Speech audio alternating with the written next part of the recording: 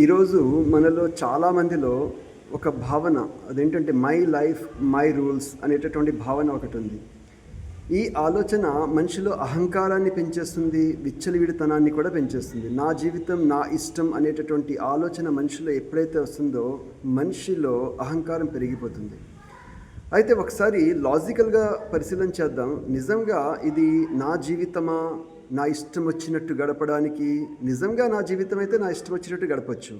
కానీ మనం కాస్త పరిశీలన చేస్తే నిస్సందేహంగా ఇది నా జీవితం కాదు, నాకు ఇవ్వబడిన జీవితము. ఇది మనం గమనించాలి. ఒకసారి ఆత్మపరిశీలన చేసుకోండి. ఇది నా జీవితమా, నాకు ఇవ్వబడిన జీవితమా? ఈ రెండు ప్రశ్నలు మనం వేసుకుంటే మన అంతరాత్మ ఇచ్చే సాక్ష్యం ఏంటంటే నిస్సందేహంగా ఇది మనకు ఇవ్వబడిన జీవితం. ఎందుకంటే నా జీవితం అయితే సంపూర్ణ అధికారం నాకు ఉండాలి. నేను కోరినప్పుడు పుట్టాలి, నేను కోరినప్పుడు మరణించాలి, నాకు తెలియకుండా నా లైఫ్లో ఏ సంఘటన జరగకూడదు. అప్పుడు అది నా జీవితం అవుతుంది. కానీ నా పుట్టుక నా ప్రమేయంతో జరగట్లేదు. నాకు వచ్చే మృత్యువుని నేను ఆపలేను. నా జీవితంలో నాకు తెలియకుండా అనేక సంఘటనలు జరిగిపోతున్నాయి. అంటే ఇదంతా జరిపించేవాడు ఒకడు ఉన్నాడు. కాబట్టి ఇది నాకు ఇవ్వబడిన జీవితం.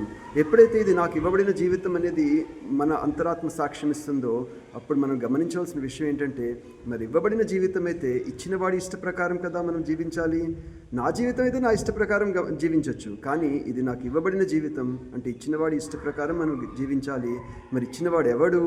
ఆయన గురించి నేను తెలుసుకోవాలి. ఆయన చావు పుట్టుకలకు కారకుడు, భూమి ఆకాశాల నియామకుడు, జీవన మరణాలకు అధిపతి. ఆయన్నే సర్వేశ్వరుడని, యెహోవా అని, అరబీ భాషలో అల్లాహ్ అని మన గ్రంథాలు తెలియపరుస్తున్నాయి. ఆ ఏకైక దైవాన్ని గుర్తించి ఆయన ఈ జీవితాన్ని ఇచ్చాడు. కాబట్టి ఆయనకి ఇష్టమైన ఆజ్ఞల ప్రకారం ఈ జీవితాన్ని గడిపినట్లయితే ఈ జీవితం సక్సెస్ అవుతుంది. మనం సంపూర్ణమైన శాశ్వతమైన సాఫల్యాన్ని, స్వర్గాన్ని పొందే అవకాశం లభిస్తుంది. కాబట్టి ఆయనకు భయపడుతూ జీవితాన్ని గడుపుదాం. ఆయన ఆజ్ఞల ప్రకారం జీవితాన్ని గడుపుదాం. ఆయనకి ఇష్టమైనటువంటి జీవన వ్యవధిని మనం అలవాటు చేసుకుందాం. ఇహలోకంలో పరలోకంలో శాశ్వతమైన సాఫల్యాన్ని పొందడానికి ప్రయత్నం చేద్దాం. Thank you.